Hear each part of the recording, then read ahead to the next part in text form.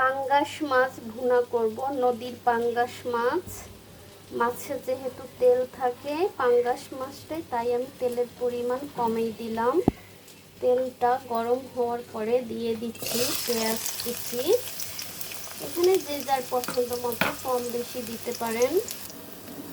পেঁয়াজটাকে আমি হালকা একটু ভেজে নিলাম। এখন আমি এর মধ্যে দিয়ে দিব আদা এবং রসুন পেস্ট।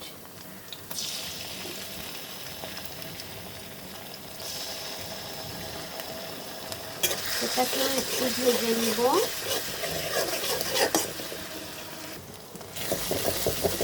এটাকে আমি ভেজে এখন এর মধ্যে দিয়ে দিব, এখানে আমি নিয়েছি হলুদ গুঁড়া, মরিচ গুঁড়া, ধনিয়া গুঁড়া, জিরা গুঁড়া এবং স্বাদমতো লবণ। লবণটা আপনারা চেক করে পরেও দিতে পারবেন। খেয়াল রাখবেন যেন মশলাটা পুড়ে না যায়। মশলা পুড়ে যাওয়া মানে খাবারের স্বাদ নষ্ট হবে এবং স্বাস্থ্যের জন্য সেটা খুব খারাপ। এখন আমি এর মধ্যে দিয়ে দিব গরম পানি, অল্প পরিমাণে দিব। সব সময় চেষ্টা করবেন গরম পানি দিতে। গরম পানি দিয়ে রান্না করলে রান্নার স্বাদ বেড়ে যায়। আর যদি না দিতে চান সেক্ষেত্রে ঠান্ডা পানি দিলেও হবে। এখন আমি মশলাটাকে ভালো করে কষিয়ে নিব। মশলাটা কষালে কিন্তু মাছের স্বাদ বেড়ে যাবে। ঢাকনা দিয়ে আমি ঢেকে দিচ্ছি। আমার মশলাটা কষানো হয়ে গিয়েছে। দেখুন এর উপরে তেল চলে আসছে।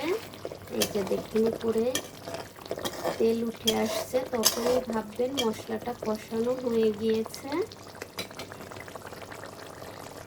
এখন আমি এর মধ্যে দিয়ে দিব লেবুর রস। মাছ রান্নার ক্ষেত্রে লেবুর রসটা দিলে ভালো।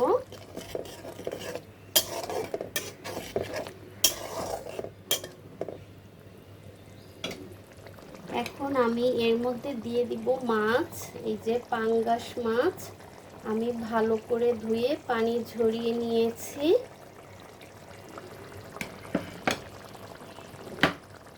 মাছটাকে চাইলে আপনারা ভেজেও রান্না করতে পারেন, আবার না ভেজেও করতে পারেন। এই যে এটা হলো যার যার পছন্দ অনুসারে। তবে আমি সব মাছ ভেজে রান্না করি না, কিছু কিছু মাছ আমি ভেজে রান্না করি। ভেজে রান্না করলে আমার মনে হয় পুষ্টিগুণটা অনেকটাই নষ্ট হয়ে যায়। আর কিছু কিছু মাছ আছে না ভেজে রান্না করলেও খেতে ভালো লাগে। এটা হলো নদীর পাঙ্গাস, খেতে খুবই মজা। এটাকে আমি কুসুম গরম পানি দিয়ে সুন্দর করে ধুয়ে নিয়েছি।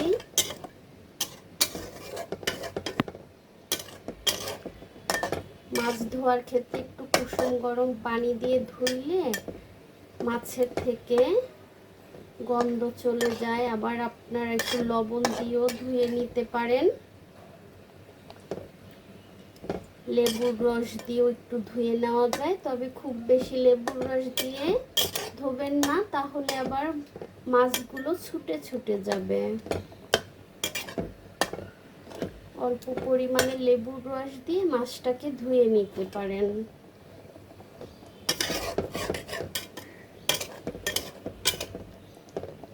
কিছু কিছু মাছ আছে না ভেজে ভুনা করলে বা রান্না করলে ভালো লাগে না, যেহেতু আমরা ফ্রিজে রেখে খাই। টাটকা মাছের স্বাদই আলাদা। ফ্রিজে থাকলে সেটার স্বাদ আবার একটু অন্যরকম হয়ে যায়। তো আমি মাছটাকে ভালো করে কষিয়ে নিব ঢাকনা দিয়ে ঢেকে। আবার চলে আসলাম। মাঝখানে আমি একটু নেড়ে চেড়ে দিয়েছি অফ ক্যামেরায়। আমার মাছটা কিন্তু ভুনা করা হয়ে গিয়েছে। এখন ঝোলটা যে যার পছন্দ মতো কম বেশি রাখতে পারেন। আমি দিয়ে দিব কিছু কাঁচামরিচ, দিয়ে দিব টালা বা ভাজা জিরা গুঁড়া। এখন চাইলে আপনারা এটাকে 2-3 মিনিট দমে রাখতে পারেন। আবার এইভাবেও গরম গরম ভাতের সাথে পরিবেশন করতে পারেন। লবণটা চেক করে দেখবেন ঠিক আছে কিনা। তো তৈরি হয়ে গেল মজাদার পাঙ্গাস মাছ ভুনা। একটু দমে রাখলে মজা হবে, কিন্তু ভিডিওটা লং হয়ে যাবে, কেউ তো লং ভিডিও দেখেন না। তো রেসিপিটি দেখার জন্য সবাইকে অসংখ্য অসংখ্য ধন্যবাদ। ভালো থাকবেন সবাই।